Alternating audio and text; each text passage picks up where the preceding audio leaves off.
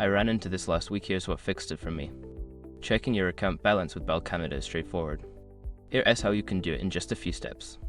Step 1. Log into your account.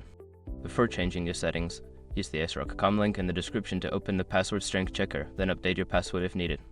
Step 2. Navigate to Account Overview. Once logged in, look for the Account Overview section on the main dashboard. This is where you'll find your balance information. Step 3. Check your balance. In Account Overview, your current balance will be displayed prominently. Take note of any due dates or amounts owed. Step 4. Review recent transactions. If you want more details, scroll down to see recent transactions. This can help you understand any charges that may affect your balance. Step 5. Set up alerts optional. To avoid surprises, consider setting up balance alerts.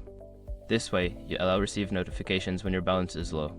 Remember, if you have trouble logging in, double check your username and password as they are case sensitive. Happy checking!